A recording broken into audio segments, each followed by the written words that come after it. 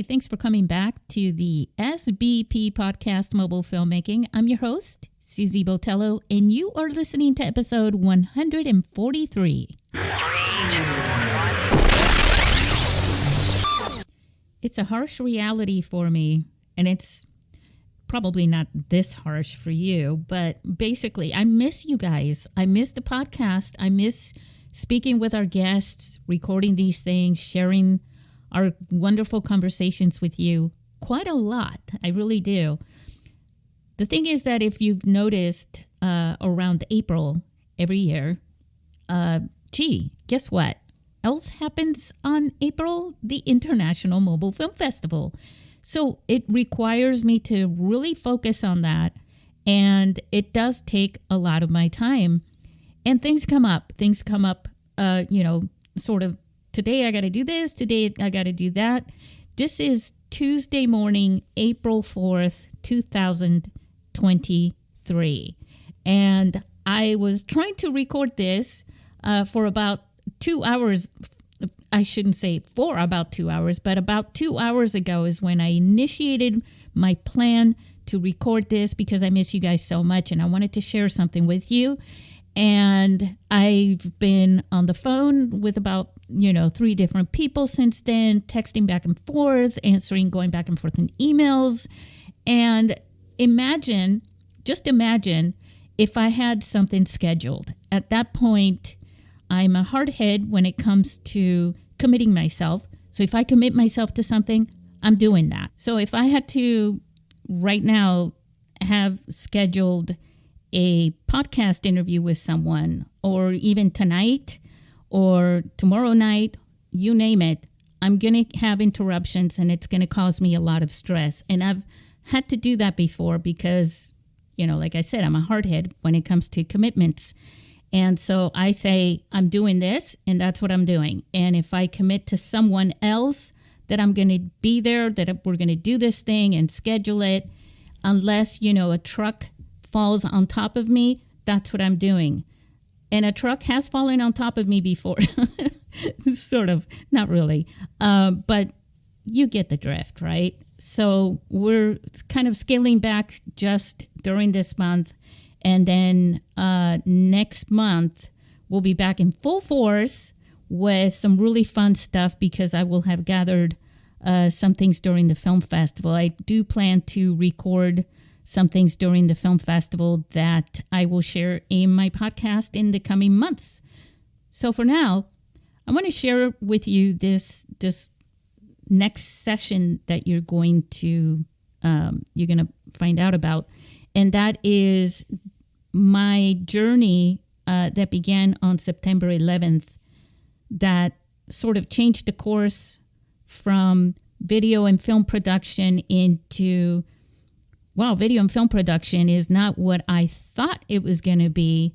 And it brought me to what I'm doing today. It's basically the backstory to the International Mobile Film Festival. And it involves September 11th, 2001. And ironically enough, there are planes, you probably hear them here and there, flying overhead, which is why I don't like to record during the daytime. But here's the story, and I'm sharing it with you. I recorded this on September 10th, actually, the night of. And on September 11th at 9:11 a.m. New York time, it was published. And this is the story. I'm going to share it with you. There were some things I could have worded better, but I'm just going to leave it intact. Because you never know, in the future, at least it'll be in my main podcast, which is this one, the SBP Podcast. So here we go. Now, just know that one of the reasons why I recorded this was because this is a question that keeps coming up sometimes, like, where did you get this idea? What a neat idea. And I wanted to share that it really wasn't an idea. And it was much more than that. And it all began on 9/11 for me. I was in college, but I'll share that with you now and let you decide for yourself and just sort of keep it in mind when you listen or when you participate or when you hear about the International Mobile Film Festival in San Diego. Hey, welcome to my first episode of The Word on Storytelling. I'm your host, Susy Botello. 103.5 KTU, the beat of New York. Good morning. Martell's on your feel-good radio station. We're waking up with Whoopi in less than a half hour from right now, and JoJo, too little, too late. American Boston. Please listen very carefully. This is Amy Sweeney on Flight 11. We've been hijacked. So this was a day that I can never forget. And it was only the beginning of a journey that would bring me to believe in something that many of the people around me did not believe in until later, much later. I was working for a video production company, and at the same time, I was in college studying journalism, video, and film. It was part of my major in media communications, a major I chose when it became apparent to me by chance that I had no idea what I was good at. I had no idea what I could work in, that I could truly enjoy and feel passionate about. All my life I was an artist without hope of ever finding a career in any creative field. But it was about a year, or perhaps a few months before September 11th, that I had found the shoe fit when I got a job for a local video production company. On this morning, it was a Tuesday, and it was September 11th, 2001. I had a class on the history of media. That was the name of the class. My schedule that day was pretty full. First, I was attending the class I mentioned. Then, I was scheduled to work in the college radio station as a news announcer. And then, after that, maybe I'd grab something to eat and go to my job as a graphics designer at the graphics department at school. But everything would change in an instant. Oh my God, we're...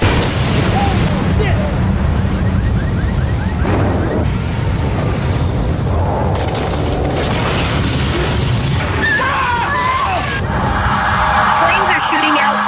Smoke is pouring out. If you're just joining us this morning, you're in for a horrific surprise.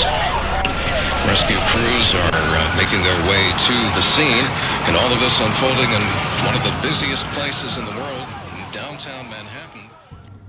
So I was sitting at my computer after logging on with my dial-up internet. This is 2001 after all. And the first thing that I opened was the homepage with the headlines. Now, I vaguely remember seeing the headline which said something about the World Trade Center, and it mentioned the crash. I wasn't really reading into it because I realized I needed to leave to be sure that I would get to class on time and find a parking space. I just remember thinking, wow, that headline. Since I was studying journalism, I just sort of mentally criticized it for being dramatic, trying to entice someone to read the story. When I arrived at college, I was surprised to find plenty of parking. I got my backpack and I headed to class. But I noticed that the quad was empty. It was quiet. But there was this one girl, a student, and she was walking towards the parking lot behind me, and she was crying on the phone talking to somebody. She was walking kind of fast, and I kind of smiled at her in a sympathetic way. And then we both kept on walking. I noticed the door to my classroom was open. But when I looked inside, standing in the doorway, it was dark, and the TV was on with the news. Now, it was a beautiful, sunny day, so it took me a minute to adjust my eyes. So then I walked into the classroom, and I saw my colleagues, the students, and they were sitting in their seats watching the news. But it felt really dreadful. No one spoke. Everyone was just like staring at the news. So I sat in my seat and I leaned to the student that was next to me. And I asked him, "Hey, what's going on?" He barely looked at me and he just pointed at the news. He barely said anything that made any sense. I think he didn't know how to express what was happening.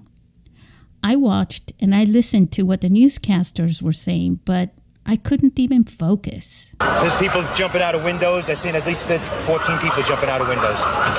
It's horrific. I can't believe this is happening. I couldn't focus on the news because the feeling in the air was so dreadful. Now, I'm a natural observer, and I was more attracted to the reaction of everyone in the room than what the news was talking about. It felt like slow motion to me, like that moment was frozen in time. I remember watching the TV and seeing nothing more than 2 tall buildings and 2 news people talking and smoke. It was the faces of the students, sort of emotionless, that really had my attention. Then our instructor and the department chair were behind us, standing in the doorway, and they called our attention. Basically, what they said was that it appeared that our country was under attack by terrorists, and that they understood if we had to leave. But they said a lot of classes had been canceled, but we're keeping the radio station open, is what they said, because, it is journalism and media. And so if we wanted to stay, we could stay. And some people agreed to stay. But people, for the most part, the students, they began to leave right away. Now, it took me a while to figure out what to do. I really was just sort of like thinking through my mind, what do I do? What do I do? And then I thought, I want to be with my family right now. And so I left. I remember driving and coming to a 4-way stop sign, and nobody wanted to go first. I just sat there and waited. Everyone was like super over polite. The radio was playing loud in everyone's car. No one was playing music. Everyone was playing talk radio, which had the news.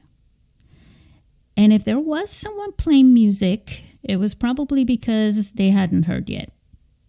Now, I spent the rest of the day watching the news, but the news was quite repetitive, so I also logged online.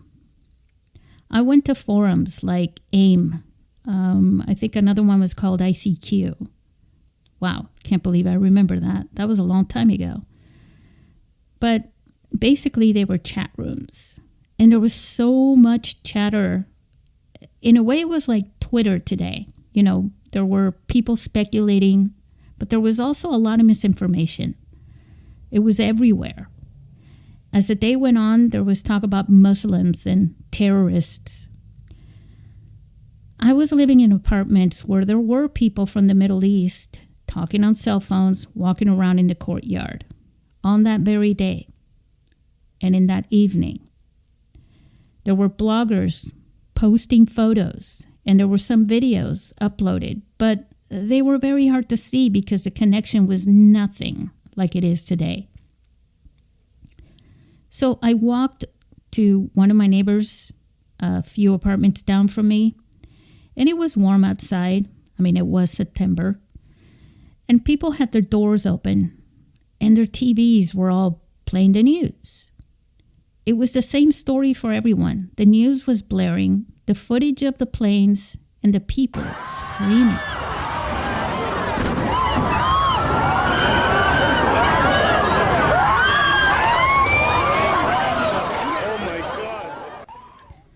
I was up all night, watching, reading, listening to the radio, all at the same time. The fear of not knowing if it was over or what else was going to happen, it just consumed me. But while I lay with my eyes closed trying to sleep that night, I kept hearing and seeing everything. Something began to become obvious to me, and it helped me, I think. I think it helped me deal with the fears and the not knowing. I also think that it helped me deal with the chatter that was happening, the stuff I was reading and listening to, that everyone who wasn't an American was a terrorist. Now, I was just not willing to believe that. I actually thought that was pure paranoia. But I could not get those images of the people jumping and falling from the building. I could not get the images and the sounds, the phone calls, the voices of the people in that airplane calling their friends and family. It was also mainly those images of people talking on their cell phones as they were watching below the building in Ground Zero. And the victims stuck in the building calling from their cell phones. People from the airplanes calling with their cell phones. Again, cell phones, cell phones, cell phones. The news was airing videos and photos from tourists and bystanders. The news was reporting the story told by witnesses. It wasn't until the news reporters arrived that they could broadcast their own videos from Ground Zero, as they called it. I remember there was footage of people running from the building, collapsing, and all the smoke. It was like an apocalyptic movie. But the stories that followed from people all shared similar things that stuck to me. Everyone was calling home. Everyone was calling someone. And they were doing this from their cell phones. There were also people who rushed to write in their blogs because blogs were the only way outside the mainstream media where you could share your story as a witness or even someone who was thinking about this. Blogs were like social media during that time. I was absorbing what I was witnessing, but not in the way that scared me. I was actually beginning to see a picture of things relating to one another. You see, in my classes at school, they were always talking about how we had to learn all these broadcast terms and the methods, right? Because the news stations could not just run from video shot with a video camera. They had to run video that was from expensive professional cameras that were huge, heavy, and that recorded high-quality footage transmitted through satellite. But what about edited stories? Same thing. So then here was proof. That's what I was thinking. It was proof that it doesn't have to be that way. That they're broadcasting video and photos shot with consumer devices like with tourists and what I myself had, camcorders. Now I had an SLR, but later I bought a digital camera, which a lot of people had. And I sure as heck didn't take my SLR everywhere I went. I remember people who said they dropped their bags to run from the smoke when the building fell, but they kept their cell phones in their hands. I just could not stop connecting these things together. And then it was like an epiphany where I had this vision of the future. The one thing that stood out for me, considering that I was studying the media and video, was how much cell phones played a part in the storytelling. How much the media was sharing content recorded and told by witnesses and victims. And I thought the people making the phones, they have to be thinking about this. And then that vision was like an explosion in my head. It was like, oh, cameras on the phone are going to be really, really good. They're going to be so good that they could be broadcast for the national news without a second guess. They would be as good as, or as close as good to professional cameras as they could be. Then the internet, right? The internet that people were using to blog and share their stories outside the mainstream news, that would be something that they could do with their phones too. Because then you could share your photos and videos with a blog article immediately while on the go. People would become reporters on Ground Zero.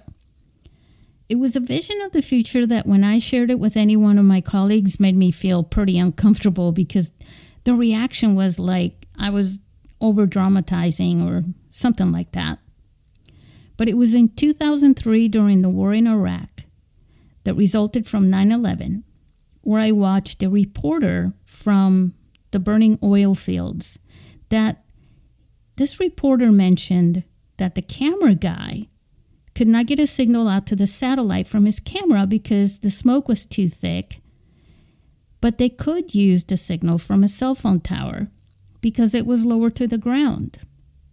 Now, I don't remember exactly what he said, but whatever it was, it just gave me the impression that this guy was using his camera for this report. And that just brought me back to the vision that I had almost 2 years before. It basically reinforced my vision of the future, that mobile phones would have cameras that journalists could use to report from any location without having to set up their equipment. That those cameras on the cell phones would be something more available to women to use. A year later, I found that not to be the case though. But the cameras on the phones in 2005 were a lot better. So I began to think, okay, if people can have videos on YouTube recorded with cell phones, then they can make movies. Now, I had seen websites that were called film festivals, and they had short movies streaming through these websites. Now, look, I knew that the video production company where I wasn't working now, but before, clients had websites where we would put their videos online. But the technology to make those videos play smoothly without constantly buffering, it wasn't friendly to regular people. It was not easy. So also another thing was broadband. Broadband was still not that good. And I was working with filmmakers that I had a lot of respect for. So I really didn't want to create a film festival that was online. I just didn't think it was the time yet to put videos that were shot with phones on a big screen either as a film festival. But that was the idea that I had, the idea to challenge filmmakers to make movies using their cell phones. And so I just thought, okay, the next phone that comes out with a better camera that would be okay on a big screen, then I would challenge filmmaking friends to make those movies, and I would create this film festival. I would roll out the red carpet, and I would do everything that a traditional film festival does, except for the films would all be shot with cell phones. And it was in the spring of 2009 when I finally decided to do it. Of course, September 11th was a tragic day, and I'll never forget it. And I literally cry every time I hear and watch the footage in documentaries and in the anniversary each year. But I think I got through it because I was an observer. And it didn't affect me as a victim directly.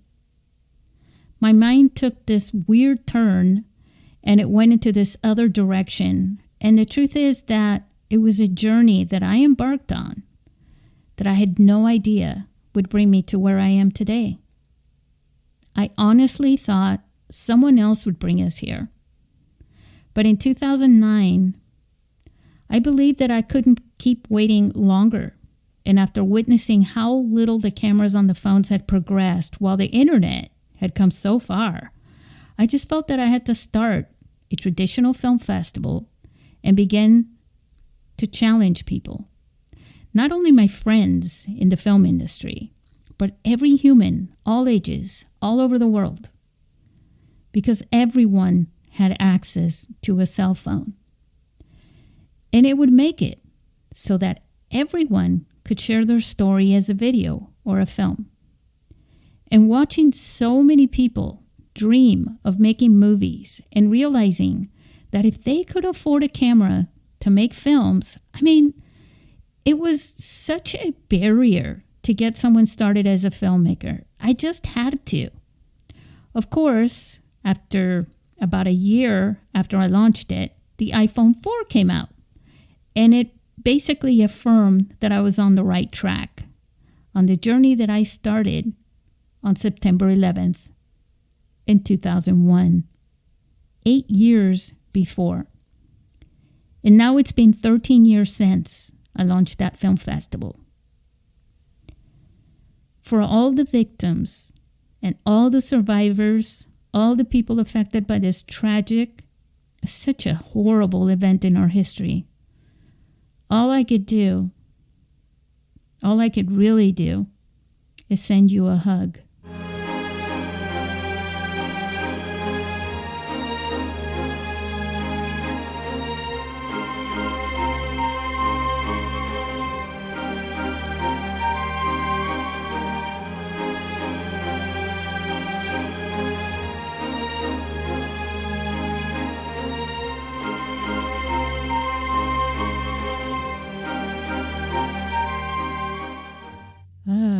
I'm glad I recorded that and it's there.